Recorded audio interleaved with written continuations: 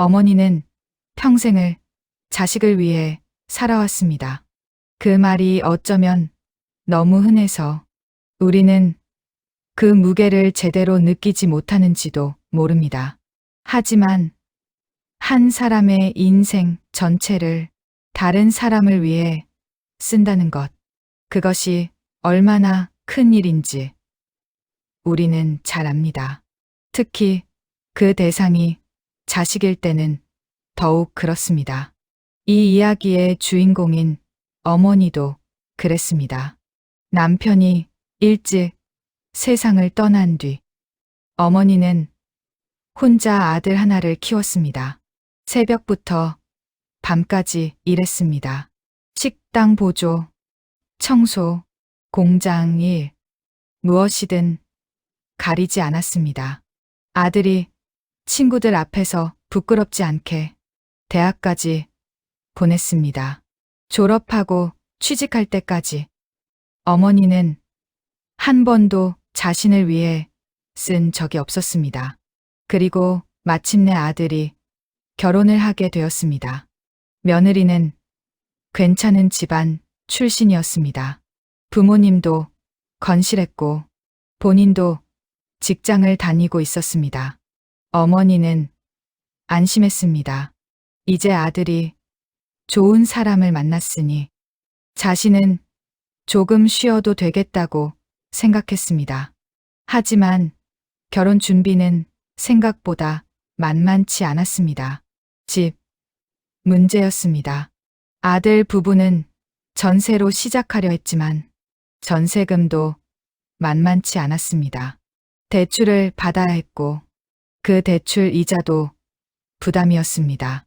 며느리 쪽 부모님이 조금 보태주셨지만 아들 쪽에서도 뭔가 보태야 한다는 분위기가 자연스럽게 만들어졌습니다. 어머니는 고민했습니다. 자신이 가진 것이라곤 작은 전세금이 전부였습니다. 평생을 모아온 돈이었습니다.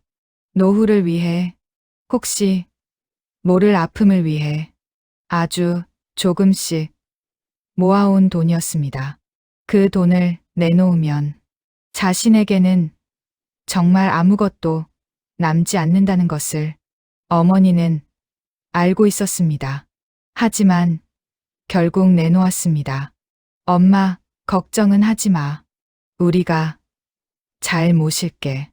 아들의 그 말이 어머니를 움직였습니다. 며느리도 고맙다는 인사를 했습니다. 어머니는 그 순간 자신이 옳은 선택을 했다고 믿었습니다. 자식이 잘 되는 것, 그것이 부모에게는 가장 큰 기쁨이니까요. 그렇게 아들 부부는 집을 마련했습니다. 전세가 아닌 작은 아파트를 샀습니다. 어머니의 돈과 며느리, 집의 지원, 그리고 대출을 합쳐서 간신히 매매가 가능했습니다. 이사하는 날, 어머니는 아들 부부가 새 집 열쇠를 받는 모습을 보며 눈시울이 뜨거워졌습니다. 이제 우리 아들도 자기 집이 생겼구나. 그 생각만으로도 충분했습니다. 자신은 이제 남은 인생을 조용히 살면 된다고 생각했습니다. 아들 집에 얹혀 살지 않고 작은 월세방을 얻어 혼자 살 생각이었습니다. 아들에게 짐이 되고 싶지 않았습니다. 하지만 아들은 어머니를 붙잡았습니다. 엄마, 우리랑 같이 살아요. 방도 하나 있고 엄마 혼자 계시면 걱정돼요. 어머니는 조금 망설였지만 결국 함께 살기로 했습니다. 며느리도 처음엔 괜찮다고 했습니다. 집도 장만했는데 도와주신 어머니를 모시는 것은 당연하다는 말도 했습니다. 그렇게 세 사람의 생활이 시작되었습니다. 처음 몇 달은 괜찮았습니다. 어머니는 최대한 조심했습니다. 부엌 일도 며느리가 하겠다면 물러섰고 TV도 며느리가 보고 싶은 것을 먼저 봤습니다. 아침에 일찍 일어나 청소를 하고 저녁에는 일찍 방으로 들어갔습니다. 자신이 있는 듯 없는 듯 최대한 공기 같은 존재가 되려고 애썼습니다. 하지만 세월이 지나면서 조금씩 균열이 생기기 시작했습니다. 작은 일들이었습니다. 말투, 표정, 태도. 하나하나는 크지 않지만 모이고 쌓이면 큰 무게가 되는 것들이었습니다. 어머니가 설거지를 하면 며느리는 제가 할게요 라고 하면서도 표정은 불편해 보였습니다. 어머니가 손주를 돌보려 하면 괜찮아요. 제가 알아서 할게요 라는 말과 함께 거리를 두었습니다. 어머니는 점점 어디에 서 있어야 할지 모르게 되었습니다. 도와주자니 간섭이 되는 것 같고 가만히 있자니 아무 쓸모도 없는 사람이 된 것 같았습니다. 그리고 어느 순간부터 며느리의 말투에서 예전에 없던 날카로움이 느껴지기 시작했습니다. 어머니, 요즘 생활비가 너무 많이 나가요. 어머니, 물 좀 아껴 쓰셔야 할 것 같아요. 어머니, 이건 우리가 알아서 할게요. 어머니는 그때마다 고개를 끄덕였습니다. 미안하다고, 조심하겠다고 그렇게 대답했습니다. 하지만 마음 한편에서는 서서히 무언가가 무너지고 있었습니다. 내가 이 집에 도움이 되지 못하는구나. 그 생각이 들기 시작했을 때 어머니는 이미 많이 지쳐 있었습니다. 집을 산 지 1년쯤 지났을 무렵입니다. 아들 부부에게 변화가 생겼습니다. 아니, 정확히 말하면 어머니가 그 변화를 느끼기 시작했습니다. 처음엔 작은 것들이었습니다. 말투, 표정, 태도. 하나하나는 크지 않지만 모이고 쌓이면 큰 무게가 되는 것들이었습니다. 아들은 예전처럼 어머니에게 자주 말을 걸지 않았습니다. 퇴근하고 돌아와도 엄마, 오늘 어떻게 지냈어요? 라는 말 대신 곧장 자기 방으로 들어갔습니다. 저녁 식사 때도 휴대폰만 보거나 며느리와만 이야기를 나눴습니다. 어머니가 무언가 물어보면 네, 아니요 정도로만 대답했습니다. 어머니는 혹시 자신이 뭔가 잘못한 게 있나 싶어 생각해 봤습니다. 간섭한 것도 없고 부부 싸움에 끼어든 것도 없고 손주 양육에 대해 이래라 저래라 한 적도 없었습니다. 그저 조용히 최대한 눈에 띄지 않게 살려고 애썼을 뿐이었습니다. 하지만 그런 조심스러움조차 이 집에서는 환영받지 못하는 것 같았습니다. 며느리는 더 직접적이었습니다. 어머니, 요새 대출 이자가 너무 많이 나가요. 우리 둘이 벌어도 빠듯해요. 그 말을 들으면서 어머니는 가슴이 철렁했습니다. 그 대출이 생긴 이유를 자신이 낸 돈이 있었기에 그나마 집을 살 수 있었다는 사실을 며느리는 알고 있을 텐데 왜 이런 말을 하는 걸까요? 내가 뭘 도와줄 수 있을까? 어머니가 조심스럽게 물었습니다. 하지만 며느리는 씁쓸하게 웃으며 고개를 저었습니다. 어머니가 뭘 도와주시겠어요? 그냥 저희가 알아서 할게요. 그 말 속에는 당신은 아무 도움도 안 된다는 뜻이 담겨 있었습니다. 어머니는 그날 밤 잠을 이루지 못했습니다. 자신이 평생 모은 돈을 모두 내놓았는데 이제 와서 부담만 되는 존재가 된 것 같았습니다. 도와주고 싶어도 도울 방법이 없었습니다. 손에 쥔 게 아무것도 없었으니까요. 며칠 뒤 어머니는 용기를 내어 아들에게 말했습니다. 아들아, 내가 어디 작은 방이라도 얻어서 나갈까?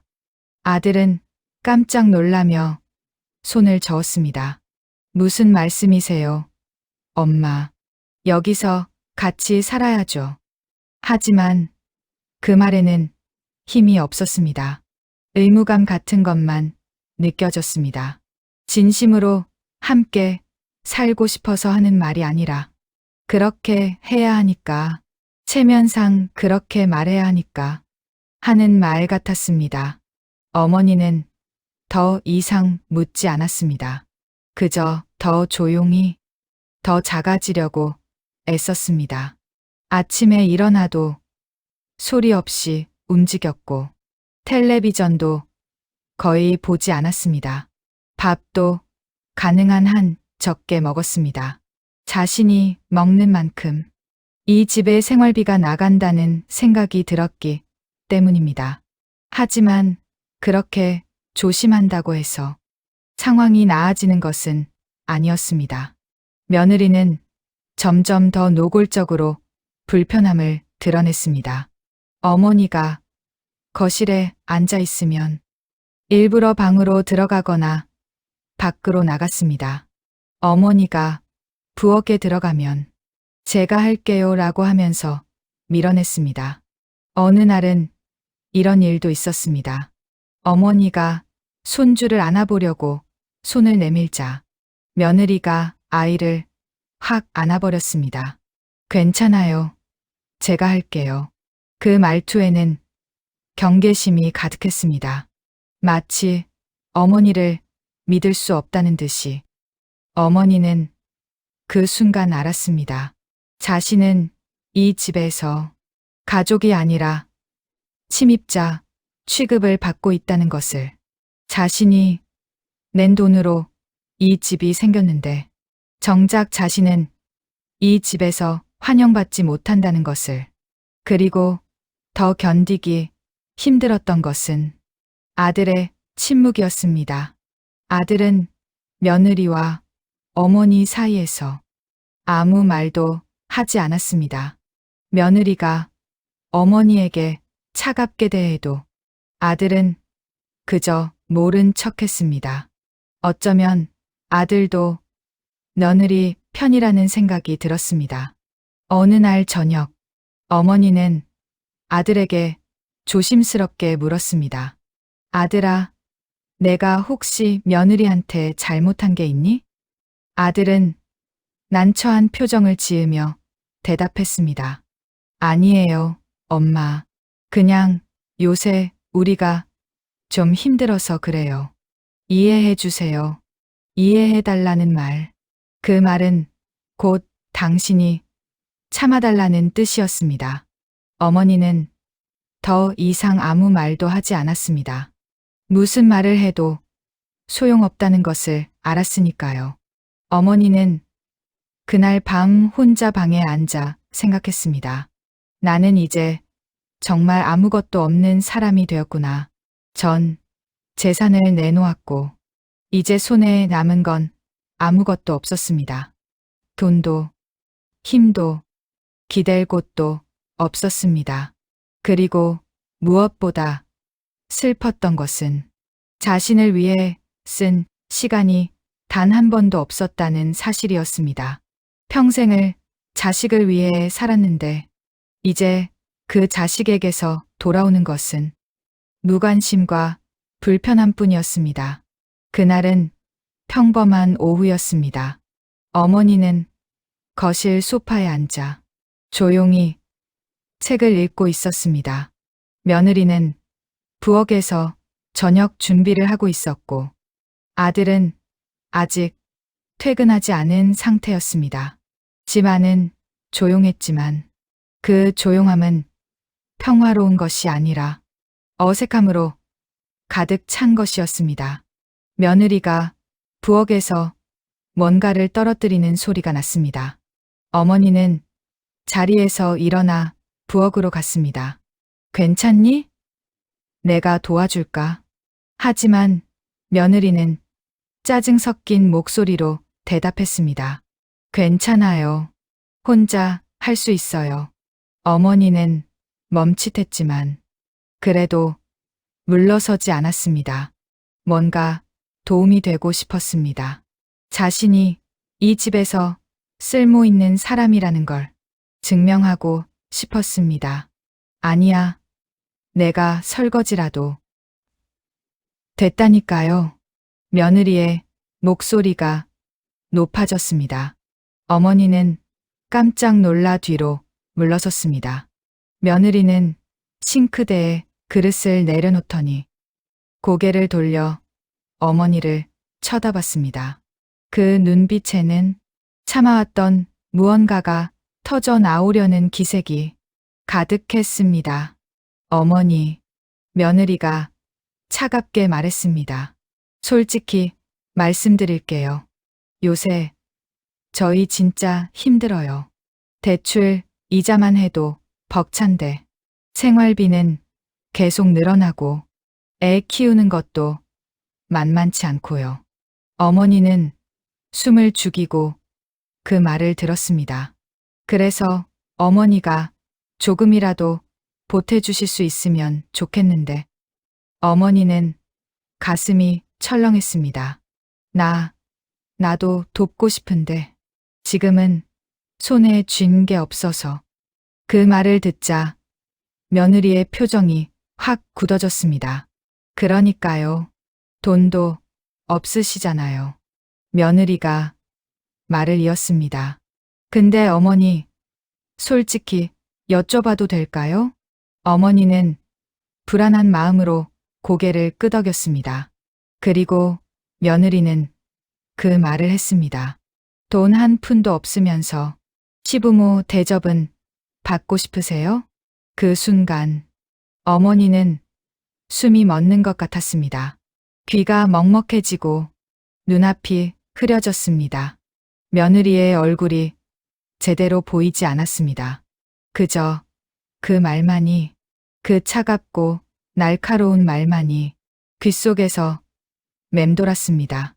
돈 한 푼도 없으면서 시부모 대접은 받고 싶으세요? 어머니는 입을 열려 했지만 아무 말도 나오지 않았습니다. 무슨 말을 해야 할까요?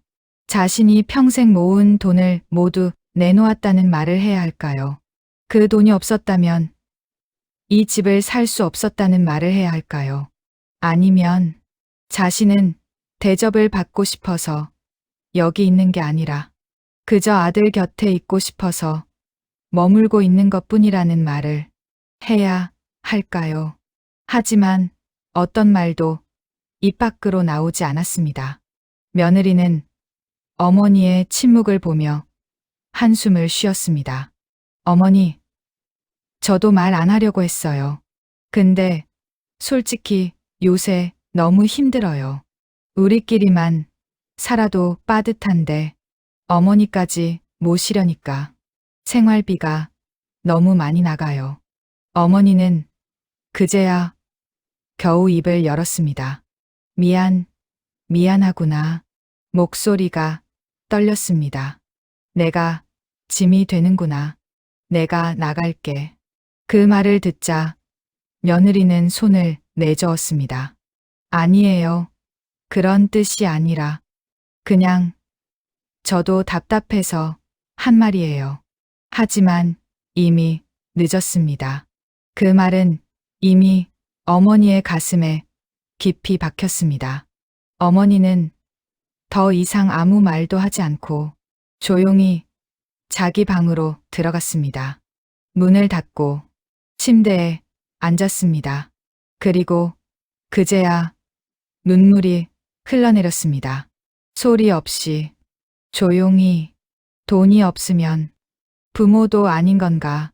그 생각이 머릿속을 맴돌았습니다. 평생을 자식을 위해 살았는데 이제 자신에게 남은 게 아무것도 없으니 부모 대접도 받을 자격이 없다는 건가요? 사랑도 존중도 돈이 있어야만 받을 수 있는 건가요? 어머니는 그날 밤 잠들지 못했습니다. 며느리의 그 말이 계속 귓속에서 울렸습니다.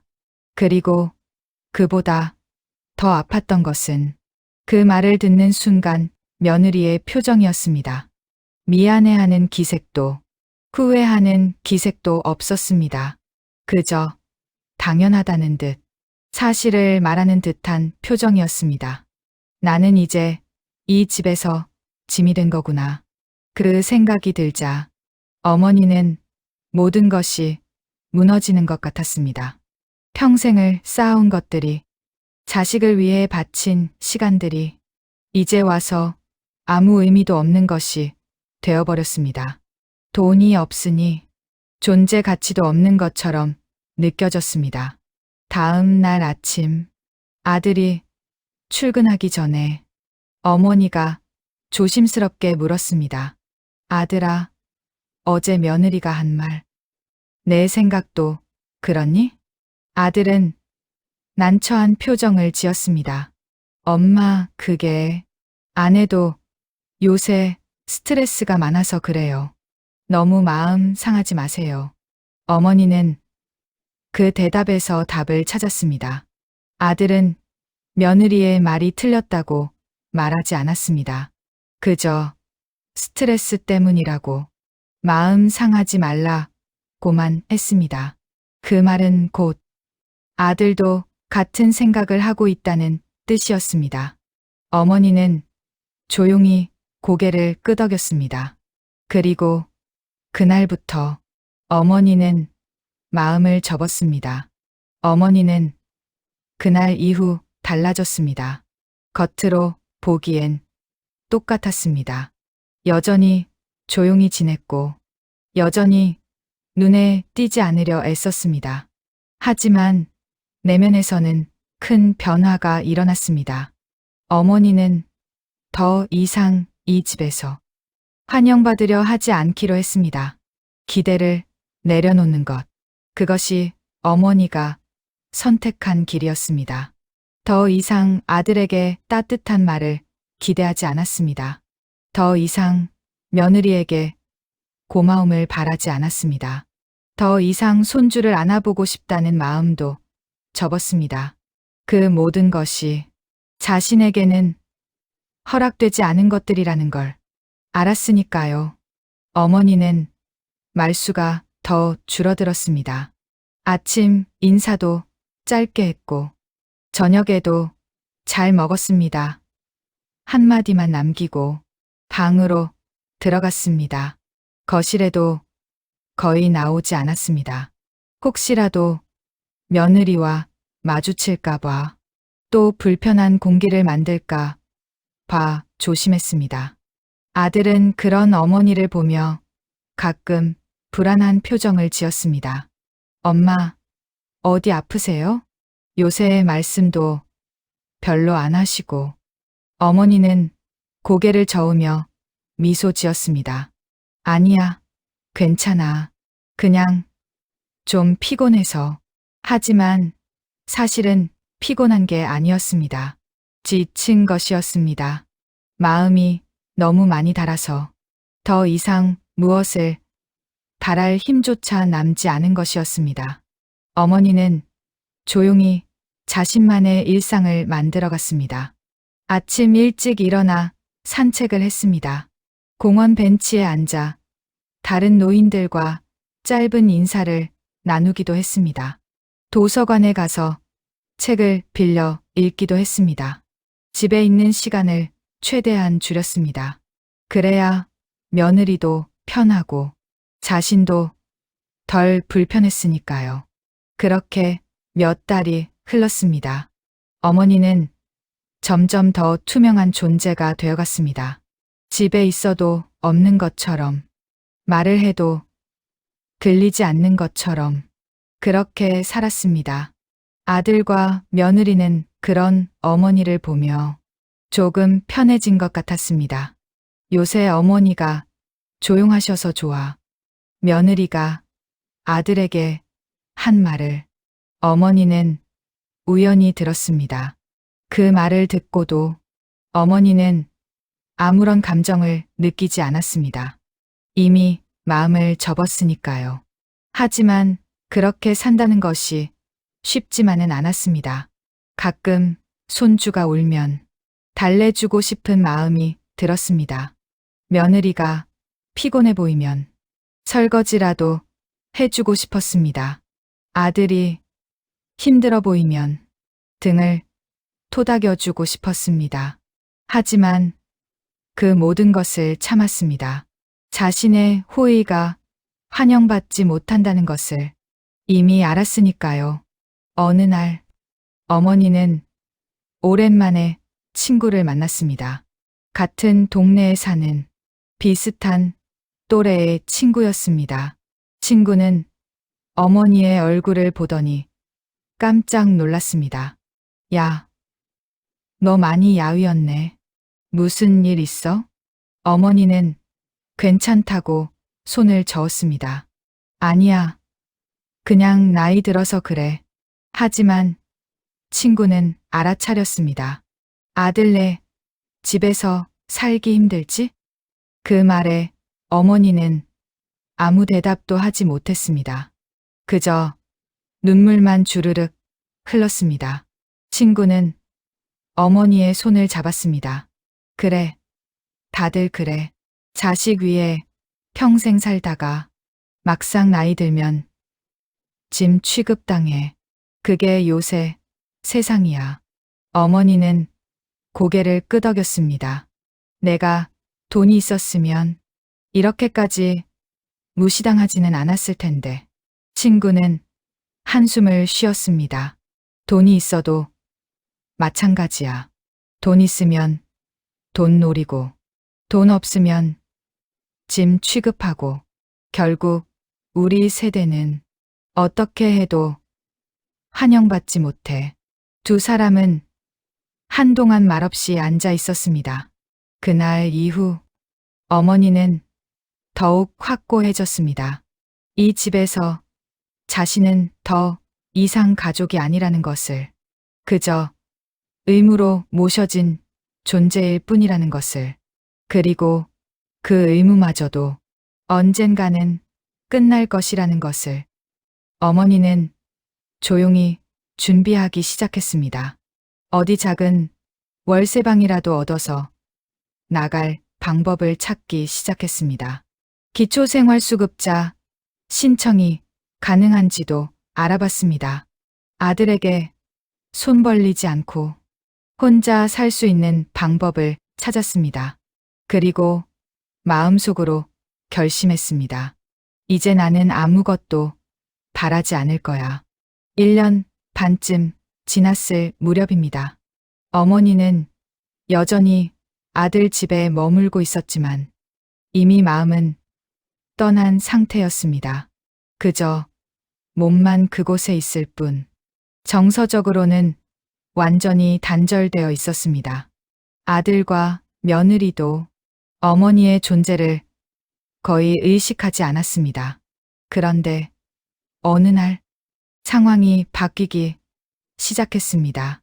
며느리가 둘째를 임신했습니다. 기쁜 소식이었지만 동시에 부담도 컸습니다. 아이가 하나 더 생긴다는 것은 경제적으로도 체력적으로도 큰 부담이었습니다. 며느리는 입덧이 심했습니다. 출근도 힘들어했고 집안일도 거의 못했습니다. 첫째, 아이를 돌보는 것조차 벅찼습니다. 아들도 회사 일로 바빴고 퇴근 후에는 지쳐서 집안일에 신경 쓸 여력이 없었습니다. 집은 점점 엉망이 되어갔습니다. 설거지는 쌓였고 빨래는 널려 있었고 청소는 몇 주째 제대로 되지 않았습니다. 첫째, 아이는 엄마가 아파서 제대로 돌봐주지 못하니 짜증을 냈고 집안은 혼란 그 자체였습니다.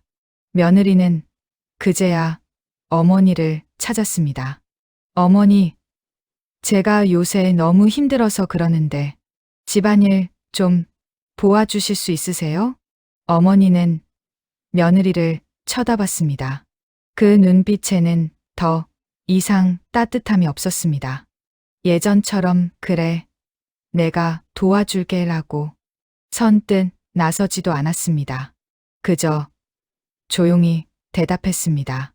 나도 요새 몸이 안 좋아서 미안하구나. 며느리는 당황했습니다. 어머니, 근데 저 진짜 힘들어요. 아이도 돌봐야 하고 집안일도 해야 하는데. 어머니는 고개를 끄덕였습니다. 그렇겠구나. 하지만 나도 이제 나이가 있어서 예전처럼 힘이 없어. 미안해. 며느리는 할 말을 잃었습니다. 예전에 어머니라면 분명 도와주었을 텐데 지금은 완전히 선을 그은 것 같았습니다. 아들도 어머니에게 부탁했습니다. 엄마, 아내가 요새 너무 힘들어해요. 조금만 도와주세요. 어머니는 아들을 보며 쓸쓸하게 미소 지었습니다. 아들아, 나는 돈도 없고 쓸모도 없는 사람이잖니. 내가 뭘 도와줄 수 있겠니? 아들은 그제야 뭔가 잘못되었다는 것을 느꼈습니다.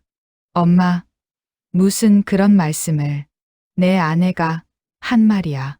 돈 한 푼 없으면서 시부모 대접은 받고 싶냐고. 나는 그 말을 잊지 않았어. 아들은 얼굴이 하얗게 질렸습니다. 그건 그때 아내가 힘들어서 한 말이고, 그래, 힘들어서 한 말이지. 하지만 그게 진심이었잖니. 나는 이제 짐이고 부담이고 환영받지 못하는 존재야.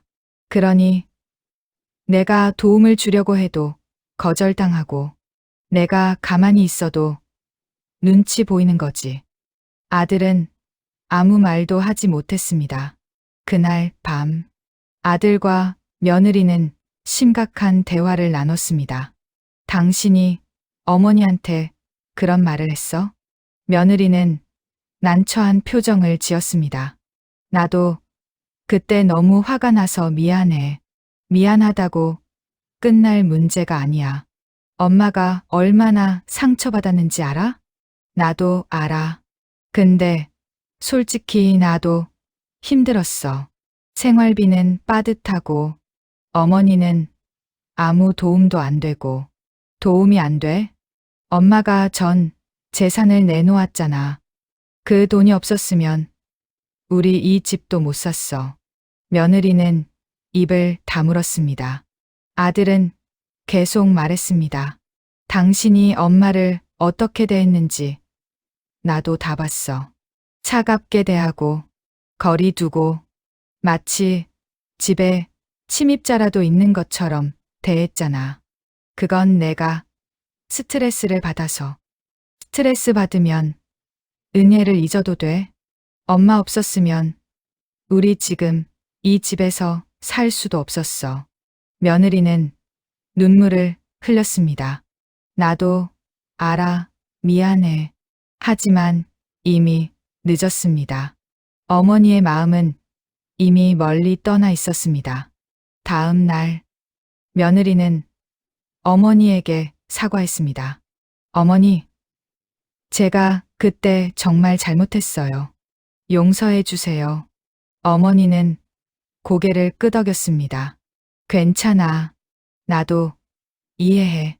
너도 힘들었겠지. 하지만 그 말에는 진심이 담겨 있지 않았습니다. 그저 형식적인 용서일 뿐이었습니다.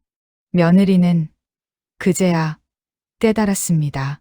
자신이 어머니에게 입힌 상처가 얼마나 깊은지를. 그리고 그 상처는 사과로 치유될 수 있는 것이 아니라는 것을.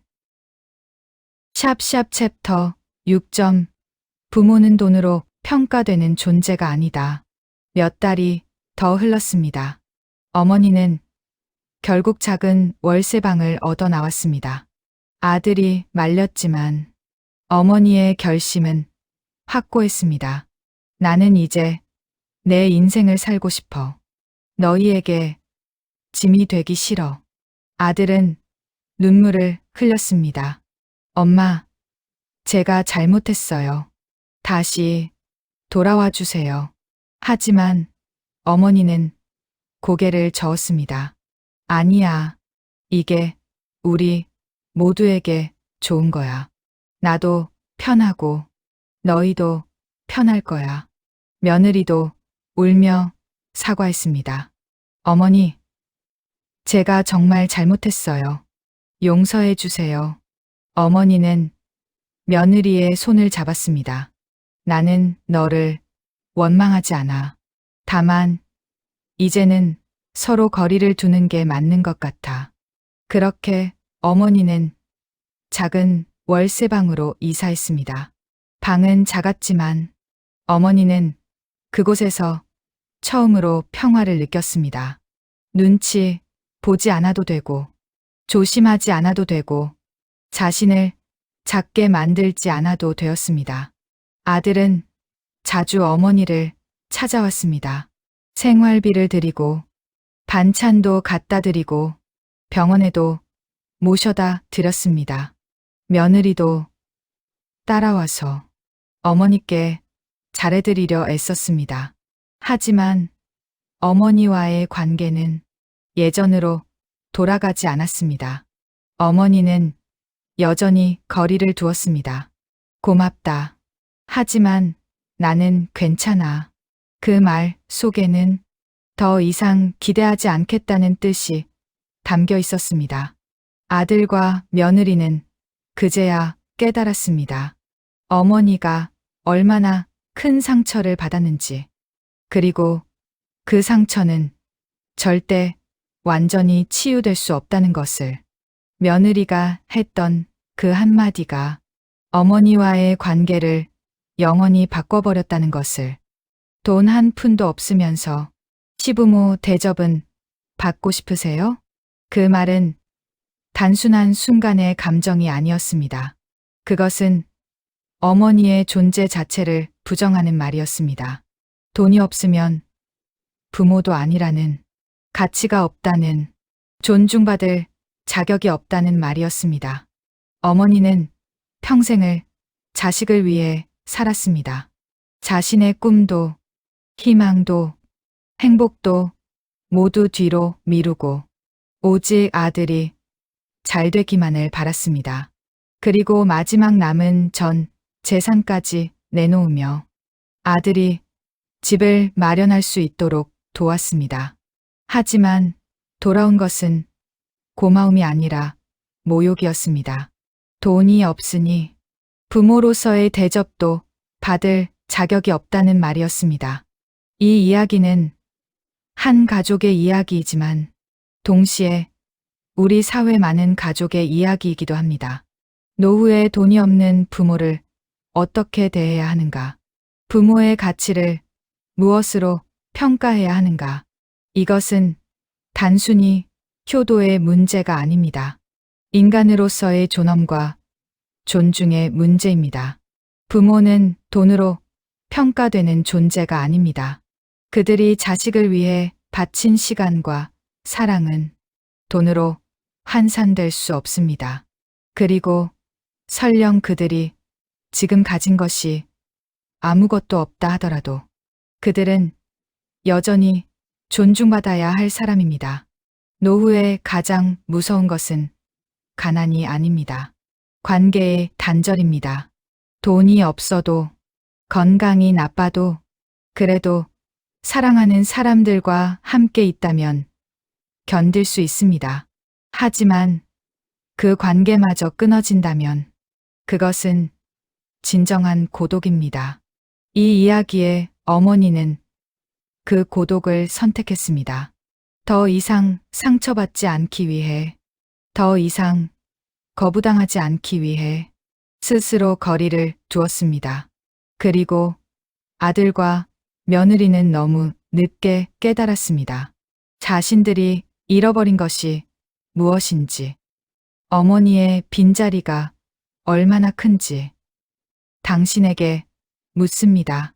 우리는 부모를 무엇을 기준으로 대하고 있습니까? 그들이 가진 것으로 평가하고 있지는 않습니까? 그리고 그들이 아무것도 가지지 못했을 때 우리는 여전히 그들을 존중할 수 있습니까? 이 이야기가 끝입니다.